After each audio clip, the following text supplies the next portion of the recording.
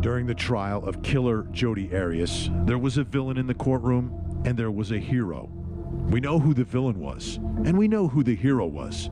And today, I'm going to interview one of them, and it's not Killer Arias. Juan Martinez, the prosecutor, the man who day in and day out brought the fire and brought the passion to ensure the folks of Maricopa County, Arizona, that justice would be served, to ensure the family of Travis Alexander that the woman who murdered their brother would be brought to justice. My one-on-one with Juan Martinez. Next, let the insanity begin. My name is Vinnie Politan. I'm a former prosecutor, and for more than 15 years, I've covered the nation's biggest trials with some of the most notorious killers, lawyers, and judges. Trials are supposed to be a search for the truth, but the public doesn't always get to hear the truth. That's my job, to break through the insanity and expose what the lawyers and judges won't say in public, but I will. And welcome to Studio V. This is The Legal Insanity. Great to have you with us, folks. And thanks so much for downloading the podcast. Really do appreciate it. And for those of you who have followed my career, you know, for over 15 years now, I've been covering the nation's biggest trials from coast to coast. And I've seen the good, the bad, the ugly, the best lawyering, the worst lawyering. And usually after a case, after a trial, we talk about the lawyers, but generally you talk about the defense attorneys because they're the ones who get to do all the cross-examination. They're the ones who often bring the passion into the courtroom, and they're generally more memorable. And the prosecutors are fine, but they're usually a little vanilla. A little vanilla.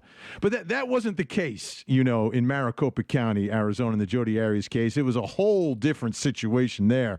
And, of course, we all have been talking about the incredible job done by the prosecutor, the man who put Jodi Arias in prison for the rest of her life. He's written a book called Conviction, the Untold Story of Putting Jodi Arias Behind Bars. And Juan Martinez joins the insanity. Juan, thanks so much. Well, thank you. It's good to be here. All right. I just have to do this first. I have to get this out of the way, Juan, because I have so many loyal viewers, listeners, and fans who watched this trial, watched you work day in and day out. And on behalf of all of them, let me just say thank you. Thank you for the job you did in that trial and what you did in that courtroom, because, I mean, they really, really were cheering for you, but appreciated the work that you did. Well, I appreciate the comments. Thank you. I appreciate it. All right. Now, you are a career prosecutor, and generally prosecutors like me, they go into the office and then they're out, and then they're in private practice and they're doing other things. And you are a career prosecutor. You've dedicated your life to this. I worked with men and women like you, and they all seem to have a story behind why they do what they do. What's your story, Juan? Why did you become a prosecutor? Was it something that happened, something you saw, someone that inspired you? How did you end up dedicating your career to prosecuting? Well, I wish I had as good a story as most other people have, but with me, actually, I was a defense attorney for about 2 years, maybe. And before that, I was in civil practice for about 3 years. And it just so happened that I worked a case from the defense side. And after working the case on the defense side, I was asked to join the Maricopa County Attorney's Office. I will say that before I was asked to join the Maricopa County Attorney's Office, I actually interviewed with the Office of the Public Defender on Maricopa County, and I was told that I was not going to get the job and I wasn't wanted. Because amongst other things, well, the real reason was that they thought that I wasn't aggressive enough. So what? Wait a minute. They thought you weren't aggressive enough, Juan? Right. I don't know what they wanted me to do during the interview. Scream and holler or whatever. But as you can tell, my demeanor in a private setting outside of a court is a bit different than it is in court. So, but yeah, I was rejected because I was not aggressive enough. Oh, that is great. Well, I'm glad that they were that stupid in that interview process, because you got to work for the good guys. And I understand defense attorneys have to exist, but I'm glad you're on our side, Juan. Now, and then for me, it has been a great move, so I've been very happy with it. Yeah, great stuff. And the case, the Jodi Arias case, started a long time before the trial started, and there were so many delays. Jodi Arias trying to represent herself, firing lawyers, and all these things. During any of that time, were there plea negotiations? Was there ever an offer extended to her to, hey, plead guilty and this will happen? I'm not really sure that the rules allow me to talk about plea negotiations. So I know, I will tell you this, that at her sentencing, Arias alluded to the fact that there had been an offer, and had it not been for the family, that this case would not have gone to trial. But beyond saying that that's what was said in sentencing, I'm not really sure that I can go any further with it. I absolutely respect that, Juan. Absolutely respect that. Now, Jodi Arias, when she's arrested, she holds this press conference. You've got Inside Edition. I think CBS came in. All these people are coming in and interviewing her, and she's just speaking and speaking and speaking. Before the trial, before she takes the witness stand and all that, did you ever? I was happy when she was speaking. Yeah, absolutely. Absolutely. We don't usually get that much information from a defendant, as you probably know. It was unbelievable. It was unbelievable. And the first time I saw her interviewed, I was like, oh, my goodness, what is going on here? Now, right. Did you ever have an opportunity to speak with her before the trial? No, well, I didn't get to speak with her about the case before the trial, but as you mentioned before, she did it, I think, on 2 occasions, was allowed to represent herself. And during that time, we did exchange maybe a couple of words. So for a total of maybe 10, 15 words that she spoke directly to me, and then I may have said something to her. But other than that, no, I haven't spoken directly to her. And all right, we'll get into her mind in a second, but let's go to February 4th. Okay, that's and I know this date, Juan, because it's my birthday, but it was also the day that she decides good day. Yeah, to get up on the stand. So as she first gets up on the stand and you realize, okay, this is the moment, and I've got to think you were expecting it. It's a self-defense case, but still there's that moment when the defendant takes the stand, and that doesn't happen that often. What's the first thing going through your mind at that moment?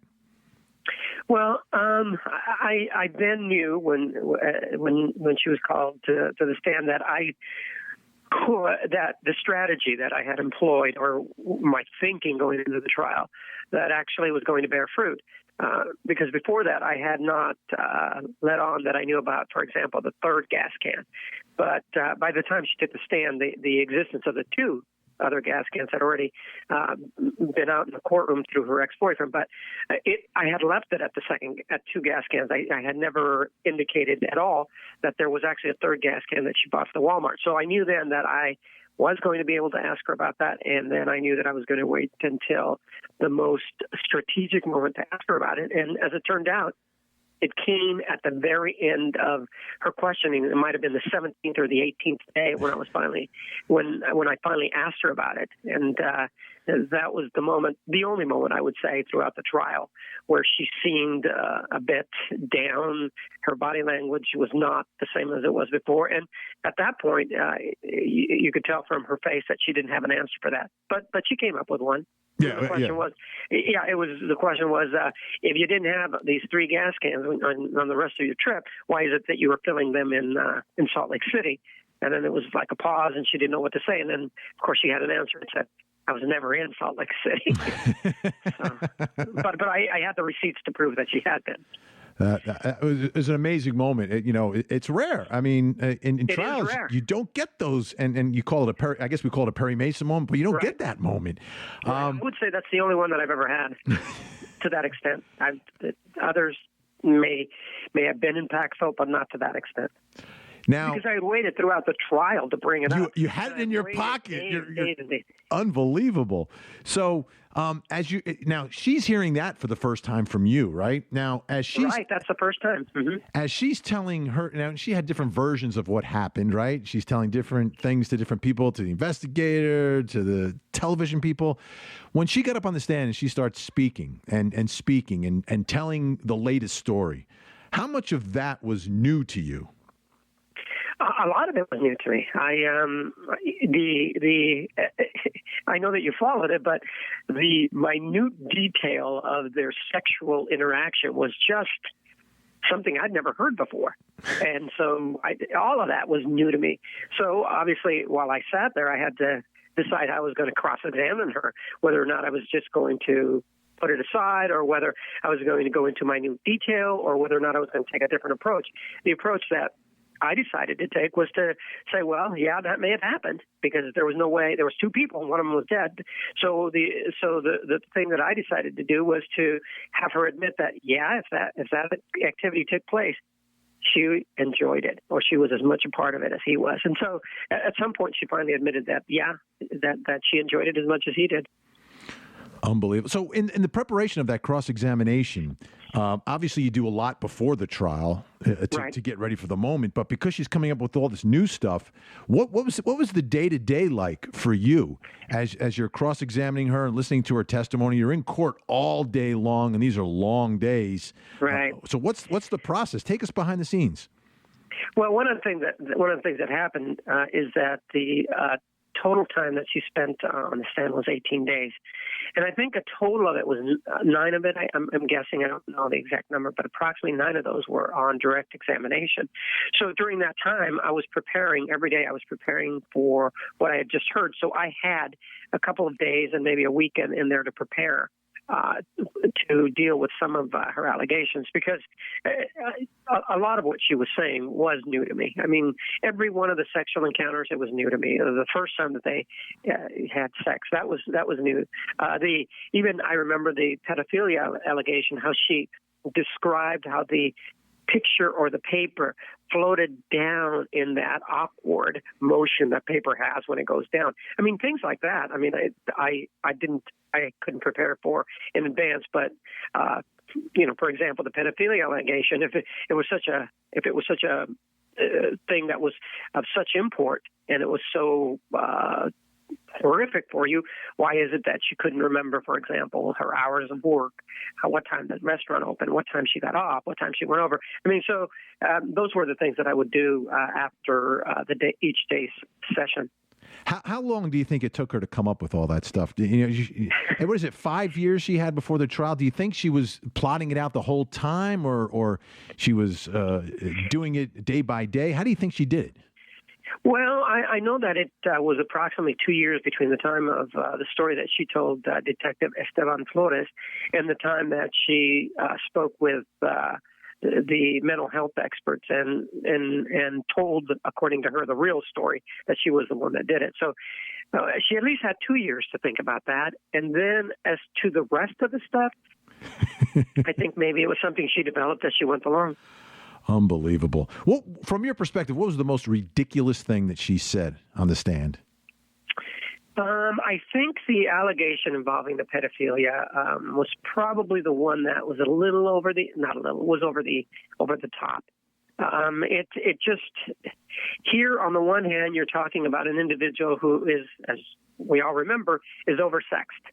I mean, he's the one that comes over, and according to her, she's on the porch, and whatever happens is on the porch, and then he throws candy at her, and then he goes back without saying a word, and all these things that we heard in the telephone call. This is an individual who's really clearly sexually into her, but yet we are now expected to believe that this individual has these pedophilic tendencies and has never exhibited them before, and somehow we are expected to believe that's true. I know that, well, I don't know, but I would believe that if I were hearing it for the first time, which I was, that's something that just strained the whole case for her. Yeah. I couldn't believe that moment either. Now, your cross-exam, and this is the thing I think that struck everyone. I've covered cases for so many years. I've never seen a prosecutor with that type of relentless cross-examination that you do. It was never ending. The intensity just was there from start to finish. Where does that come from? Was there another attorney that, like, when you're a young attorney, says, hey, this is how you do cross-examination? Did you develop it yourself? How did you come up with that style of just absolutely relentless? You're actually taught early on that you're not supposed to be so harsh or so assertive. And the reason is that perhaps it may not come over too well, but that is partly my style, and in this case, that was the strategy that I needed to employ. Because had I not done that, I can foresee my asking a question and her giving me an open-ended answer, which was nothing more than a regurgitation of what she had said on direct examination. I needed my questions answered, and I wanted to do it in as quick a pace as possible. So the best way to do it is to know the case inside and out, so that when she got up there and she started to play her word games, I was able to then show her that that was something that was not going to be tolerated, and that it was yes or no. And of course, then when it was a yes or no issue, a lot of the times it was, well, I don't remember, or, my brain is scrambled, or the fog started to roll in. The fog. Yeah. The fog, the ever-loving fog. Now, you talk about the pacing. I mean, I've never seen a witness, let alone a defendant, on the witness stand that long. Was that a product? Was that a product of you or a product of her? What do you think? Yeah, it was I would have to say, and I think the record bears me out, I think it was a product of the wordsmith kind of games that she played, because I remember specifically asking her about the mental issue. Well, no, it's not an issue. It's a problem. Okay, what about the problem? Well, no, that's not right either. So which one do you want, issue or problem? The question could have been answered with one question, but it took me 4 or 5 or even 6 or 7 before we finally agreed that the word we were going to use was issue on that particular case, when we were talking about her mental problem, her failure to remember things. So because of that, and again, I'm basing it on the record, I would say that if there's a reason for it, I would think that she was a major contributor. Are you able to turn it off at the end of the day? I mean, oh sure. And it's. I mean, do you ever get in arguments in your personal life, and then people are like, "Whoa, calm down, Juan"? Well, I do get into arguments like everybody. I'm normal like everybody else, but not like that. I mean, I lay out my views, and they lay out their views, and then we move on. But not like that at all. No, I mean, that was something that I reserved for her because of the way she deserved it. Well, she was perpetuating it. Yeah, she was, from the witness stand. All right. What else did you find out in your investigation, or what else do you know about Jodi Arias that didn't come out in court at the trial that you could tell us about? Well, most of everything that was important did come out at the trial. There's some things, that, for example, she was planning to take a trip when she was arrested, and didn't come out, but the color of the car that she was in was also white, which was similar to the one that she rented when she traveled to kill Mr. Alexander. In it, she had a knife, just as she did when she traveled to visit Mr. Alexander. In this case, she had 2. She also had a gun. And in fact, she brought a gun with her when she killed Travis. So there were some similarities there. I didn't bring it in because they really didn't have anything to do with the case, but I was able to flesh out the book a little bit more on things like that, and just what her activities were after the killing. When she went to the memorial service. To me, that didn't add anything to the trial. I try to make the trials as quick as I can, but it does add to an understanding of her. Yeah. And I do remember with the trial that there was some criticism that I ended too quickly. I think it was only after 9 days, I think it was. Yeah, because the case in chief was quick. The case The case got long once she took the stand and all those experts started rolling in. That's right. Did she ever stalk anyone else? I guess it just depends on your view of stalking. I know that she after she broke up with her first boyfriend, Bobby Juarez, by her own admission, he moved, or by the story that she told, he moved to Oregon to be with a guy named Matthew McCartney. And when he moved there, she followed. So that seems kind of the same type of behavior that she engaged in with Travis, and she break up, and then she moves to Mesa. So there was a little bit of that. There's also her admission that when Mr. Juarez was on the computers in the library, that after he left, somehow she magically went back and she was able to just hit the backspace bar. That's what she said. And that she was able to look at all of his emails. So it does seem to be a little bit of a pattern there. And then Mr. McCartney indicated, came out at the trial, that he broke up with her and she kind of wouldn't leave him alone, kind of thing. And he even stopped having sex with her, which is kind of what Mr. Alexander tried to do. He wasn't successful, obviously, but at some point he even indicated to her in writings that were admitted into court that he felt like he was nothing more than a dildo with a heartbeat. So there were some indications before, but there wasn't anything that was considered criminal conduct or that somebody complained. I mean, there's the allegation of the slashed tires, but that was never proven. Right. And from Travis's perspective, it's tough to break up with someone who's crawling through your doggy door at 2:00 in the morning. Right? Well, from his perspective, we have to sort of take a look also where he's coming from. And this is not to excuse it. This is just to point out this is a 30-year-old young man. Yeah. And that somebody comes to visit him and wants to engage in this kind of sexual conduct.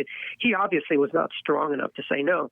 I mean, and it's actually a slat that's in the sliding door, so she wouldn't actually crawl through the doggy door. She would just open the sliding glass door. It had a sort of like a unit that goes in there. She'd open it, walk in, and then just close it. I'm still going to stick with. I'm going to stick with crawling through the doggy door, but yeah, that's a little bit more dramatic. So, what is your personal relationship with Kirk Nurmi? I don't have one. Have you ever spoken to him outside of a courtroom? No, I have not. But I'll also say that's not unusual. I believe that they have their job to do, and I'm going to leave them alone to do it. So that's usually the way I practice. So just so folks know, it's not like Law and Order. Like at the end of the trial, you guys don't share a beer. No, it's not, for me. It isn't that way. For you, it's not like that, right? No, not at all. I did not speak to him or the other attorney after court. That's just not who I am. How about Travis's family? And so many of the viewers and everyone were so concerned about them and his brothers and sisters, his brother. And it just seemed this was such a difficult process for them. How much contact? Now, you've got to prosecute the case, and I know there's victims advocates and everything, but how much contact or interaction did you have with Travis's family before, during, and after the trial? I had lots of contact with him throughout the whole process, and then I had contact with him after. That's great to hear, Juan, because that's the other part of the job that is difficult and is so real. And while you have to stay focused on getting the job done, for them this is the most difficult thing that they'll ever have to deal with. Right. It's the loss of someone that you love. Yeah, I know that people talk about putting it in the past and all of that stuff.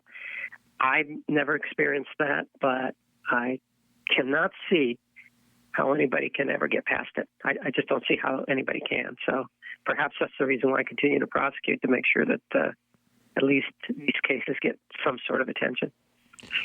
Now, here, speaking of attention, as you're trying this case, right, and I understand your focus, and we saw it at work, but did you have any idea about how big the trial was getting, how many millions of people across the country were watching you do your job every day? I did have an idea because as the case went along, the crowds got bigger. People kept waiting earlier. There were things like people selling their seat for $200 in the courtroom. I mean, so I knew that it was getting bigger, and I knew that it was really very big. But again, I never paid too much attention to it. I had other things to think about, and and I continued to just prosecuting the case. I know that when I got into the courtroom, or I got to the time to try the case, I don't even remember ever seeing cameras. That's the kind of thing that never even entered my mind. In this case, I think there was 3 or 4 cameras, or maybe 5 in the courtroom. I never even thought about the cameras. It was just I was focused on what I was doing. Are you mad at me at all? It was me and a couple of my colleagues. Were you mean to me? No. It was me and a couple of my colleagues in Atlanta at True TV In Session. We're the ones that pushed the suits at In Session True TV to cover this live. They didn't want to spend the money, and we compelled them to do it. So I just want to make sure you're not too. It was a smart decision on their part, right? Yeah, absolutely. As it turned out, it was really smart. But I just want to make sure you're not mad that all the attention that the trial got. Oh no, that's fine. I mean, it's like anything else. That's going to wane at some point. Maybe not in the near future, but it'll wane. What can you tell us something that was happening during the trial that we didn't know about, we were oblivious to? And I say we, I mean me, the media, and all the viewers that were watching this thing, something that was going on that we had no idea was going on? No, because everybody knew everything. I was surprised at how much the media knew. I knew that I obviously wasn't speaking to them. I mean, I was speaking to, it's not like a them thing, but I wasn't speaking to members of the media. But I was always surprised that was reported and how accurate it seemed. And I just wondered where the information came. I mean, that's the one thing. I mean, I would have people come up to me and ask me about specific things that they had seen. And you're right, it started to grow exponentially as the trial went on. And I would say the apex of it was during the cross-examination. But they would come up and ask me questions that I was surprised they knew. And of course, I didn't answer. In all the coverage that you've seen, and people just coming up to you in the public, obviously, what do you think was the biggest misperception about the case that people had? I don't really know if there was a misperception. I think that the coverage was, say what you will about the media, but it was complete. And so any perception that the public had was something that they arrived at on their own.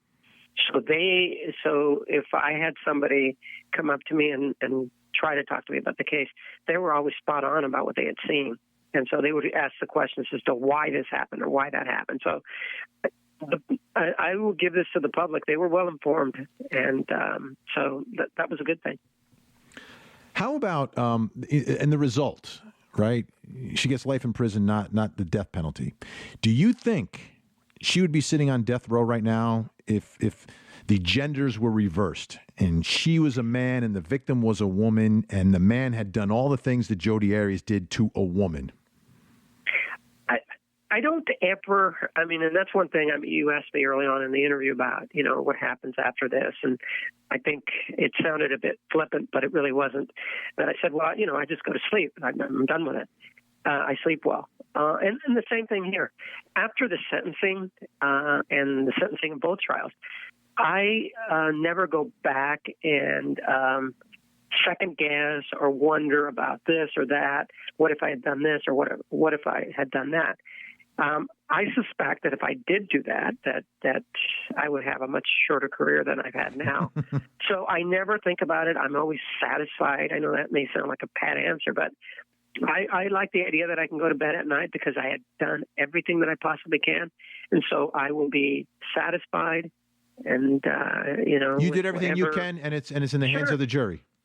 Yeah, it's the John Wooden approach. And that's one of the things that I remember. I read a book about John Wooden. He said, if you do the best that you can and you prepared the most that you did, then the results are there, and you just need to be satisfied and move on. And then that's something that at least that I've sort of adopted as a philosophy. So no, I never even think about it. I've just moved on. I wanted to just ask you a couple of big picture questions, and this is because this is my life's work is covering these big trials and these big cases, and I love it because I think the judicial branch of our government gets ignored way too much, and the public knows way too little, and they should know a lot more. And when a trial like this comes along, people pay attention. Right. They become educated. Yeah. Do you think there was a lesson or a takeaway for the public from this trial? Sure, absolutely. They now see that instead of the, I don't know, if it's a big trial, 5-minute blurb at the end of it, where they're getting a reporter's perspective of it, they can go back and see for themselves and say, well, maybe things work a little differently than I'm being told. One example that I guess I can give you in this case is that much was said. We started talking about my style, but you were kind in the way you phrased the question by saying, well, you were seen as this way, or that you were relentless. Other people were very critical. They were much more harsh in their criticism. And so what the cameras were able to show was what I actually was doing, and the criticism from those that engaged in or indicated that, they were able to see for themselves that, well, maybe it should be, maybe there is a criticism here, and maybe the writer doesn't understand what's happening. I remember in particular somebody saying when I was questioning the defendant, I can't follow Martinez. I don't even know where he's going. Good. That means that's good, I thought. Because I remember somebody saying that I'm not going in. It's not a linear approach that I'm taking. You're absolutely correct. Yeah. And you just got to pay attention, I guess. Heaven forbid, stay away from that computer and that tweeting, right? That's not a criticism of the media. That's just an observation. No. I understand. No, I get it. Now, here's a question I ask a lot of folks like yourself who are part of our system. And I mean, you've been working it and living our system of justice for a long time. What is the biggest problem right now that you see in our system of justice, and how would you like to see it fixed? I don't really know. I must admit, the American criminal justice system does work. And if it's a problem, I don't see it as the misperception that perhaps there is a problem. It just works well. It may, it takes time, and that's good because you don't want to make a mistake. So I must admit, I don't know what to say other than that it works, and it works well. And, you have on one side the defense attorneys who do what they do. We have the prosecutors who do what they do. And then, the judges do what they do. So I think it's a misperception that, something always has to be improved. If it ain't fixed, if it ain't broken, why try to fix it? So I guess I'm a fan of the system. Love it. All right. Now, the book is called Conviction, the Untold Story of Putting Jodi Arias Behind Bars. Juan Martinez, which was more difficult, trying the case or writing the book? The most difficult thing was writing the book. It was just very difficult. It's a decision. What are you going to leave in? What are you going to take out? Because after all, this is a story that I wanted to tell, and so there was so much that I could have put in there that I didn't want to risk boring the reader. And there are things there that that could have been put in that probably would have bored the reader. I could have put more in it about the back and forth between myself and the defendant during the cross-examination. But I wanted to move the story along because, after all, I wanted to show what I was thinking as these things were happening that led to this premeditated murder conviction. And should people read it in like 18 days? Is that the right amount of time to take to read? No, I would love to think that if people pick it up, they would not want to put it down in perhaps 1 or 2 days. Awesome. Should be enough. Who's your audience for this? Is it can someone, obviously people who watch the trial are going to want to get in there. How about folks who didn't see the trial? It's as I said, I made sure that I made it easy to read, so anybody can pick it up and hopefully enjoy it. I know that for those who saw the trial, they can then say, "Oh, now I understand why you did this." For those who didn't follow it, and you can say, "Boy, this is just an interesting story of how this came about. I didn't realize that things happened this way." Did you watch the TV movie that was actually produced by a classmate of mine from high school? I did watch it. And what'd you think? I think the guy that played me was too tall. I don't know if that's true, but I'm sure he is taller than I am. I don't know. All right. Can you do this for me? I want you to do me a favor. You've done a big favor already by speaking with me so long. But for the listeners and for the viewers, just a personal, just a little personal statement or message that you have for all the folks who, I post that Juan Martinez is gonna come on my show, and they're like, oh my goodness, they're so excited. They're such big fans. They have so much admiration for you. They want you. You're their prosecutor, if you know what I mean. So if you could just take a few seconds here and just give them a message, so they know how you feel about them. Well, I'm humbled by the fact that people actually care what I do. So on a day in and day out basis, I really truly am, feel very grateful for it. And I'm happy that they are able to see that when I do this job, and I'm still doing it, I don't have any plans on retiring, that I hope they can see that the reason I do this is that I'm sincere about having justice done, whatever that may be, at the end of the day. And so I hope that, and I guess I'm a little bit happy that they can see that I'm doing it for that purpose, just to make sure that things are done for, and because in these cases, somebody is dead. So I would hope that they would see that I was sincere in trying to make sure that justice is done, whatever that may be. That's awesome. I've got just a couple little things that I got to tighten up here. Okay.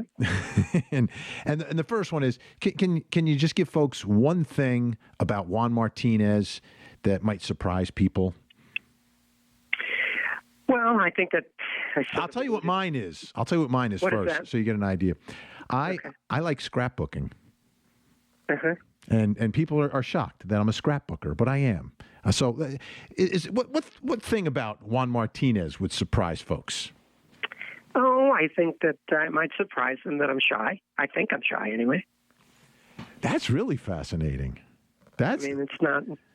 I'm not. As people have commented that in my interviews and that sort of thing, that I'm not the same personality that I'm there. But they have to understand that it's a job, and sometimes I have to be a bit strident. And whereas in my private life, I'm not that way. I would say that I was shy. That's good. Okay, now as we finish up here, I do this at the end of every interview, so you're close to the end, Juan. Trust me. That's okay. What I do is I'm going to give you, and I call this a one word. I'm going to name a person or a thing, and you can give me just one word to describe that person or thing or phrase or whatever that I'm giving to you. Okay. There's no there's no time constraint, so you can think about it, but right. So you're limited in words, but not in time. So it's just one word. Okay. You're ready? Sure. All right, Juan Martinez, time to play one word. Juan, give me one word to describe Kirk Nurmi. I can't describe him. Don't know. I can't give you one word because I don't know anything about him. I'll say lawyer. That'll do it. All right, one word to describe Alice LaViolette. Expert. One word to describe the lone juror who voted for life instead of death. I don't want to. You can pass. That one. You can pass. I can pass. I'll pass. You can pass. Juan, you are ethical. I don't want you to do anything wrong. Okay. One word, Juan Martinez, to describe Travis Alexander. Unfortunate. One word to describe Jodi Arias' life sentence. Again, I don't want to get into pass. A situation where I'll pass. I'll pass it. One word to describe the gas cans. Fortuitous.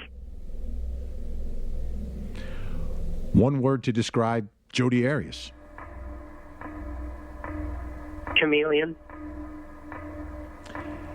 And yes, we are here, Juan, to the final question. One word to describe Juan Martinez.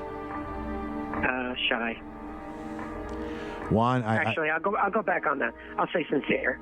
I'm sincere in what I do in court. Juan, it has been an absolute pleasure. We watched your work in the courtroom day after day, so I felt like I knew you. But I'm glad today I finally got an opportunity to speak with you. The name of the book is Conviction, the Untold Story of Putting Jodi Arias Behind Bars. He's a career prosecutor who is America's prosecutor now. Juan, thanks so much. Thank you for having me. It was a good talk.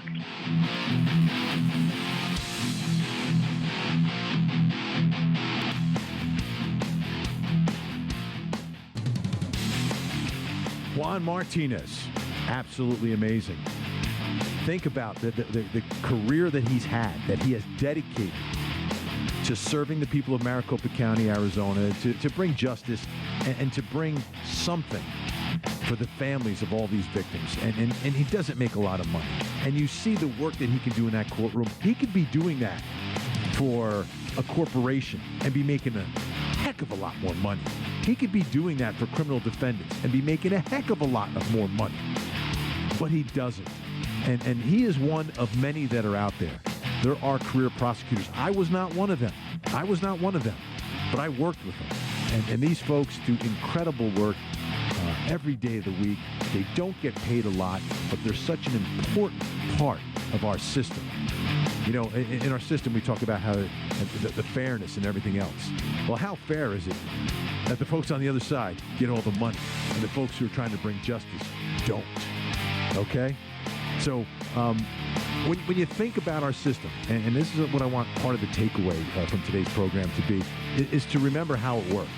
You know, without career prosecutors like Juan Martinez, there would be such an advantage to criminal defendants. It would be unreal, the advantage that they would have. But it's experienced folks like that who not only try the big cases, but they're the ones who train the young prosecutors. They're the ones who teach. They were the ones who taught me. When I was a prosecutor, I was in a court, I had no idea what I was doing. No idea. When you have no idea what you're doing.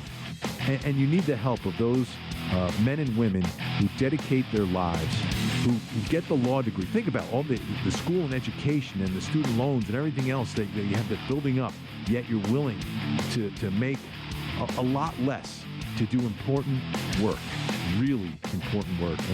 And I know I appreciate those career prosecutors and I have so much respect for them. And I just wanted to share that with you. And again, I wanted to thank Juan Martinez being so gracious.